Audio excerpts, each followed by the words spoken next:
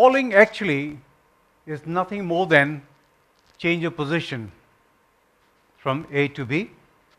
It can be downward, it can be upward. The same falling here on this earth is predominantly and necessarily is discovered by Newton, called gravity. If I take the same thing up in a zero gravity, the man could be falling upward, maybe falling upward, sideways, anyway. So basically, I would replace the word gravity to perception. It is all about perception, how you perceive things.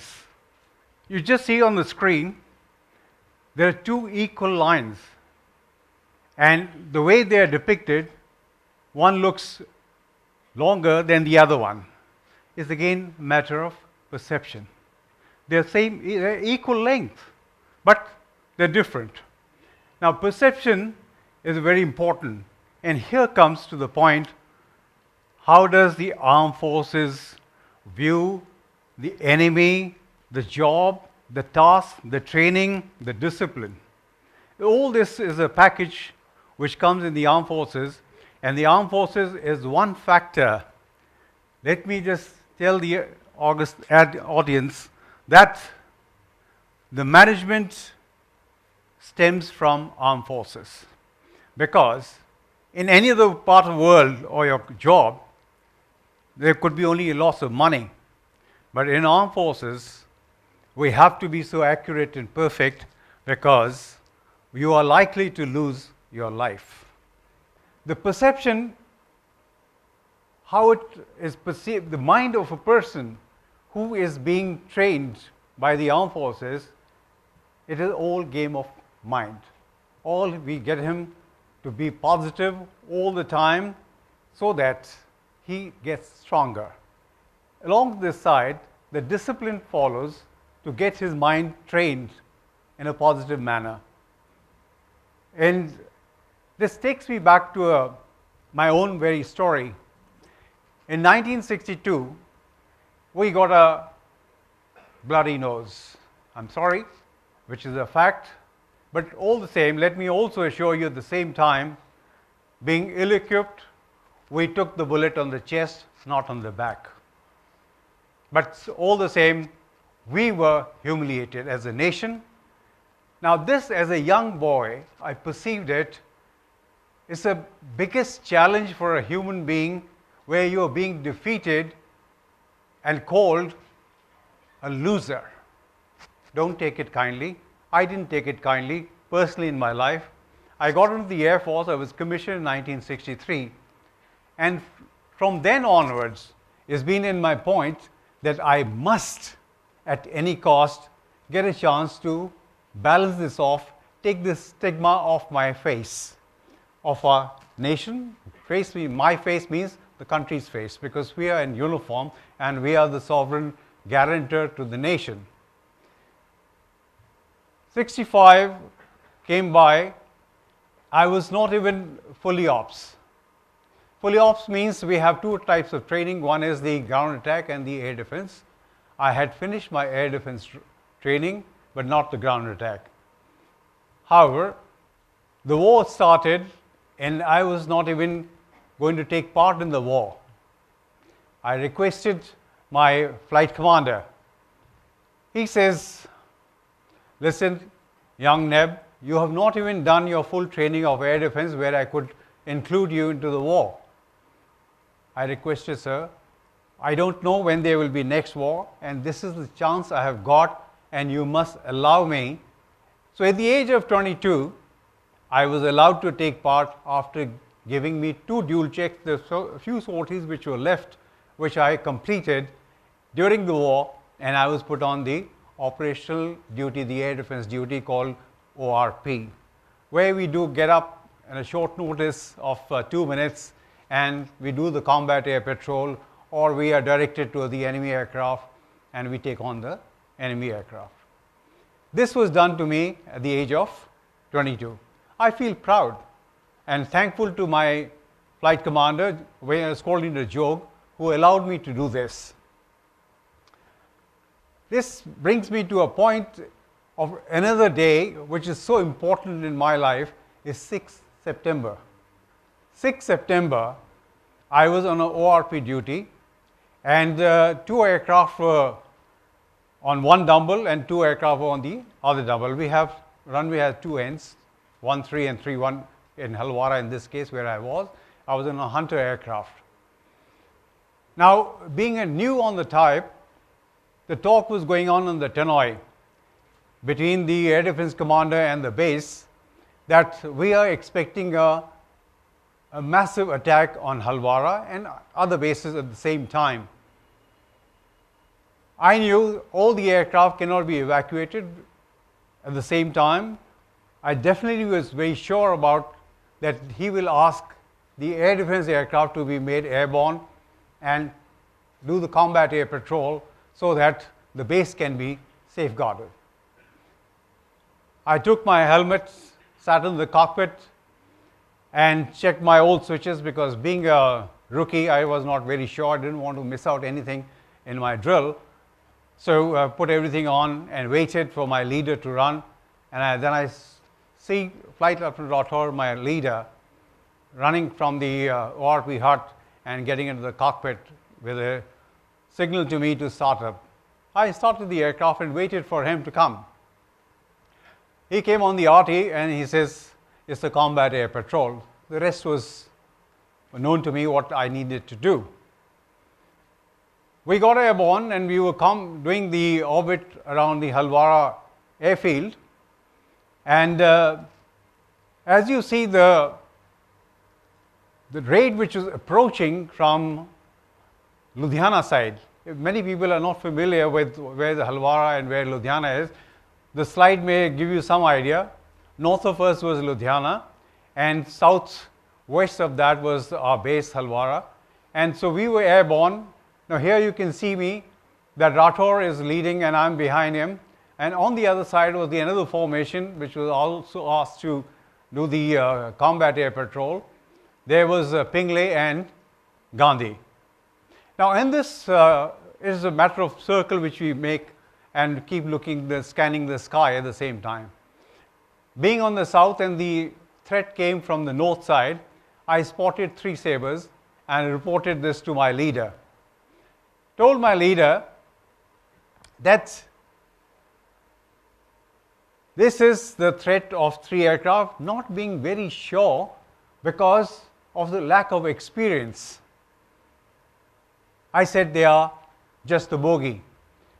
Sure enough, after maneuvering, Rathore realized what the threat is all about and he got behind the aircraft and he started firing. When he started firing at him, I realized these are not Misty aircraft, these are Sabre aircraft, the enemy aircraft. I also at the same time put on my sight onto the aircraft which is ahead of me without realizing that it's not enough to get him on the sight. You start firing and you see the rounds plowing the field. The training came in hand to say put your paper on the line on the cockpit and close your diamonds at the same time, start firing. When I fired, I hit his tail unit. When the tail unit was hit, the smoke was coming out, the aircraft was hit, but the aircraft did not go down. Lack of knowledge. All the same, the knowledge still told me that 8 kgs which you have to put in the cockpit of another enemy aircraft has not been blown. So you carried on firing and getting closer and closer. You will not believe I got very close. I was as close as 75 yards from the enemy aircraft, which is dangerous to my aircraft. All the same, lack of knowledge, not understanding the aircraft would go down once it starts smoking. But since I knew that aircraft has to blow up, this is what exactly I've seen in my life. When you fire, the thing blows up and it was not blowing up. However, here certainly the aircraft throws in a left turn and I find the giving me plan view of the aircraft, and when I fire, that wing detaches and you find the big chunk of the aircraft coming towards me, and that's the time I break away right. The point here is Though, of course, I was pulled up for this by my chief, no less than my chief, when he visited us the next day to take the account of what exactly happened on the 6th evening. He says, young man, you were so close, you could have pulled him out with your walking stick. I knew that I'm being reprimanded in a different manner, but all the same, the lesson was taken. And when he realized that I was not even fully ops, he told my CEO, he says, what rubbish. We train people to deal with the enemy. This guy has shot down and he's not even fully ops. Kindly declare him. He's the one who declared me fully ops. He's the one who actually had given me wings also when I was commissioned in 1963. He's the same man. So, naturally, the country rewards you. And here I was given my first Veer Chakra by our president, Radhakrishnan, and felt good about it. The point is this: if you achieve something, you must recognize. The person must be edified. You must do this because it builds the hope in him to do better. That is a very important thing, and this armed forces does it beautifully. This takes me to another point in life. The failure lays trap.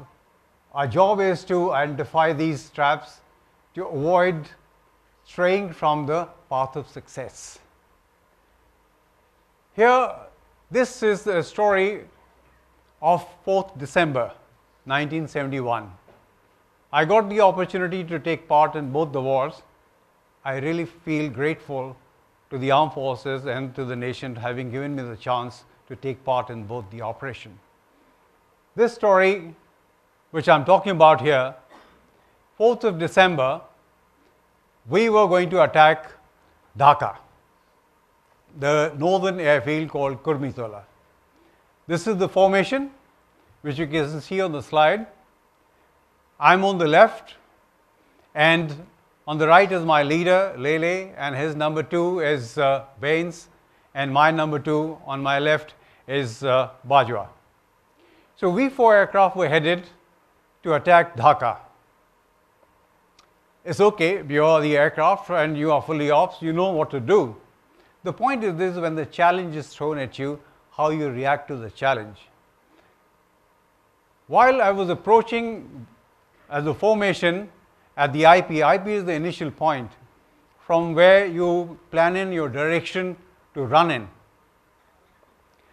Here, when we are running in from there, I see 2 Hunter aircraft, which is from the 37th Squadron of mine, and led by Wing Commander Call, and his number 2 was Masan.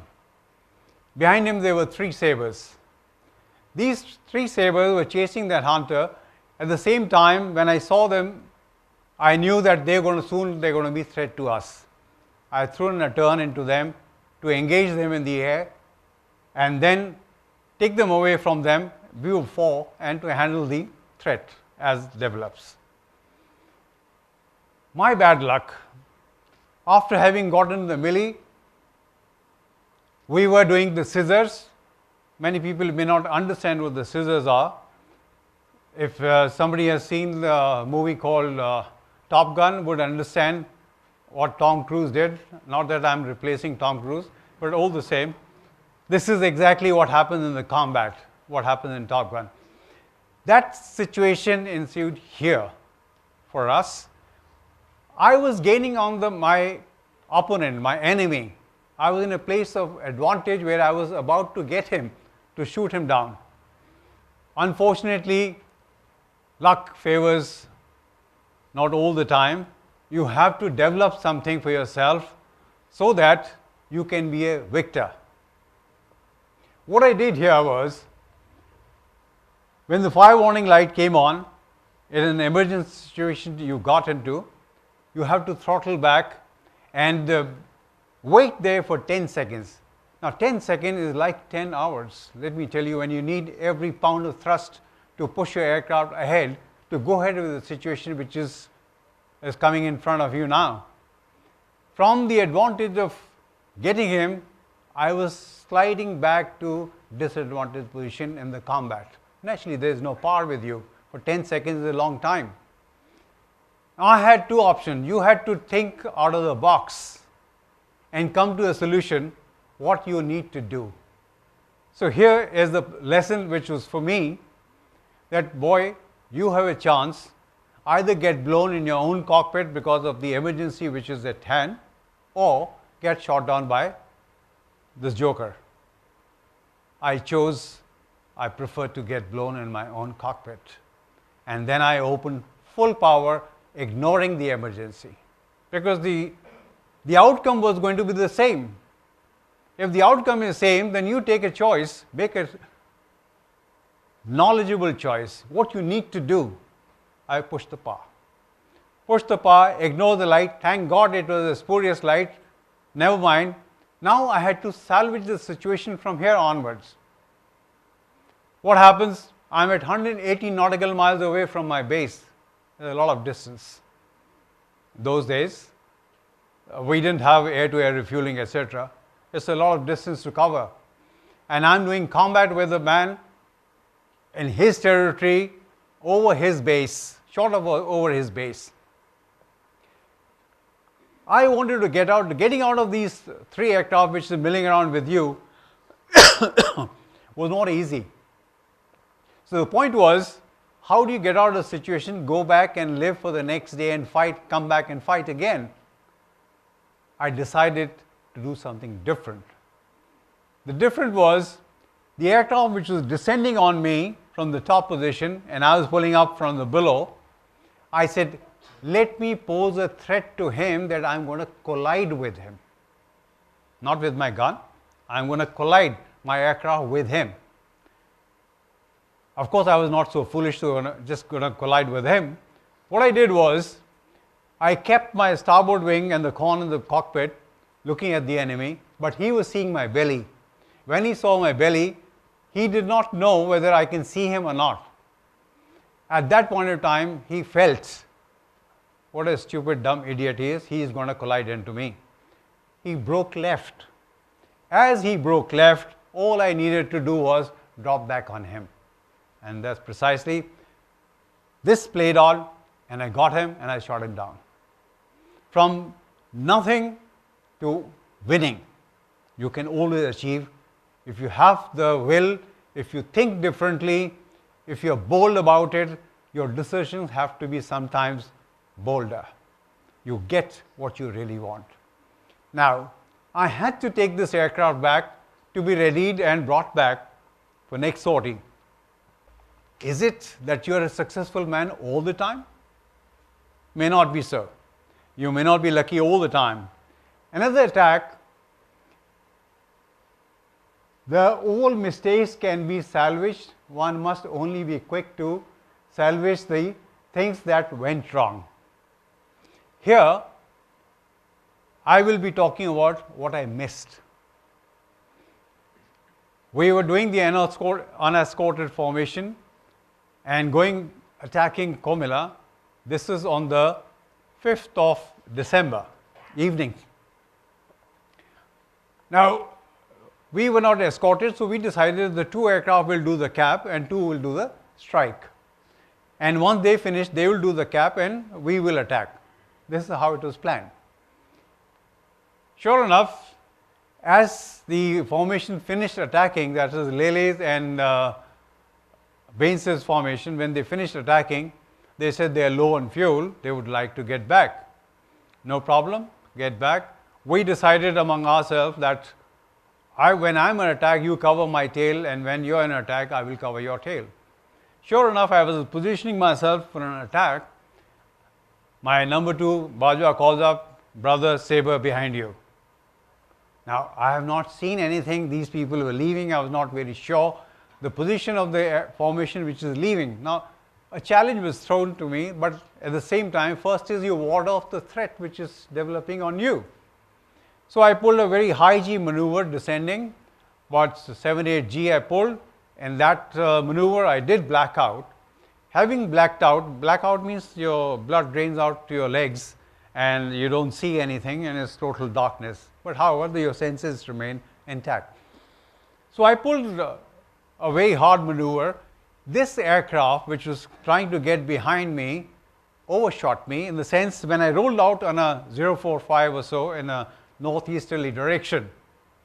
This aircraft came right ahead. I did not realize it is a Sabre. He dropped his 2 tanks. I was so close that I had to put on bank to avoid those tanks hitting me. So you can imagine how close I was to this aircraft in this maneuver.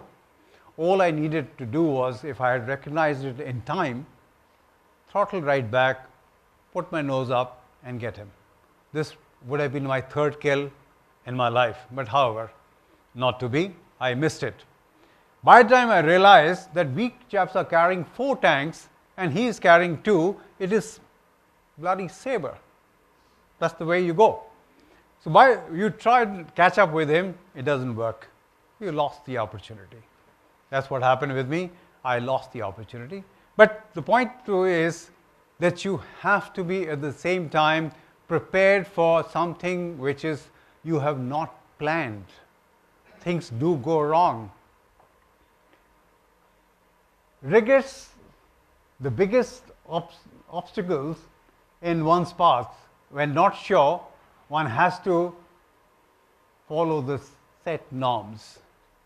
We were operating from Kumbigram during the operation from Hashimara. We shifted to Kumbigram. Was operating from Kumbigram, but the aircraft was being serviced from back at Hashimara.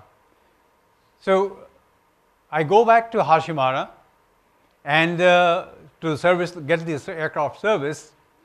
The aircraft is serviced the next day. My CO tells me, "He says, Nebb, we're near finished. Do we have to go back?" I said, "Sir, you're the boss. Decide what you want me to do. I'm okay as long as I get my flying. Keep doing the job which I want to do." He said, "No, you stay back." Now there was a change of theater. The theater knowledge was not parted with me. That what is the scenario when you operate from Hashimara? Knowledge is very important. You must, then only you can perceive things correctly in its correct perspective. This perception of mine was not made clear. I had my own perception which I had carried from earlier place. Now what I find here, I've gone for a sortie, I go and strike something, having struck the enemy target, achieve whatever we're supposed to do, returning, I find there is one auto-looking aircraft, no marking, whether it's Pakistan or Indian. It's a transport aircraft, slow aircraft. I was told General Niazi flies in this aircraft. This was told to me later, not that time. But I knew at that point of time because Group Captain Chandan Singh used to be with Mukti Bahini, Bangladeshi, training them, and they were flying and he was training these guys and he was using an auto aircraft. So I thought it is him. Now not being sure, checked with all the radars, etc., the people around us and on the RT that who is this fellow? Nobody could tell us. I asked my number 2. The young blood always reacts in a positive manner and an aggressive manner. He says, "Sir, chaba jao." Simple in language, just take him on. A piece of cake. I said, "No. I am not sure if this person is Chandan Singh, if something drastic will happen, I'll never forgive myself in my life." So, norms were, if you don't recognize, if you don't get the information, leave him. I left him. I came back. This is time my GLO tells me, "Sir, this was General Niazi who flies on this. Missed opportunity, maybe for a better day. If his number 2 would have taken, if he was killed by me in that time, his number 2, would he have surrendered? We don't know. Story to tell." So there are many changes. However, the norms told me, leave him. Since you don't have the knowledge, I left him, and that's where it was. I will give you the last story. It's a very important one about perception. You see, the failure and defeat are a state of mind. even a victor can lose everything if he can be deceived into perceiving failure as a catastrophe. Now, this particular one is the last one which I want to give. I'm sure that time is at a premium, but very important, is relevant also at the same time for you people to understand. Now, to have a war, to divide a nation into two, when you are being threatened at the same time by the 7th Fleet, which is coming in the Bay of Bengal, and it's a mind game which has to be played, which is played beautifully in this case. We got to know early morning on the 15th of December that this meeting is going to happen in the governor's place and the governor's house. We didn't even have the location of the governor's house with us. We quickly got the map, the tourism map, and we located where the governor's house was, and we planned a strike because Madam Indira Gandhi had requested our Chief Lal, Air Chief Marshal Lal, that so we quickly got all this, and the meeting was to take place at 11 o'clock.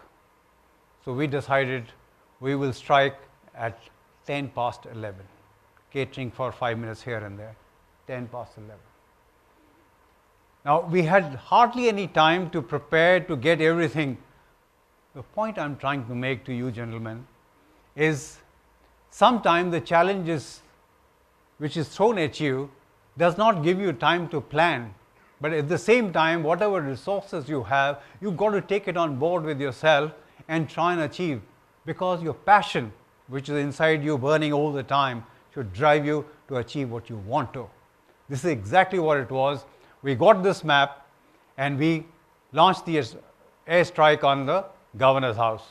You will not believe where we got to know from the other people when the first rocket which went through the dome to where the meeting was happening, it just landed ahead of Governor Malik. And that was the last straw which broke the camel back. He knew he had, if it was a street fight, if the fight had to be ensued in Dhaka itself to take on Dhaka, we would have won, but it would have taken a lot of time, and time was premium. But this strike did the trick. The perception of that man changed and he decided to surrender. This is where we got the first signal of surrender, was this strike. I would like to end it here, and just to tell you, keep your perception correct.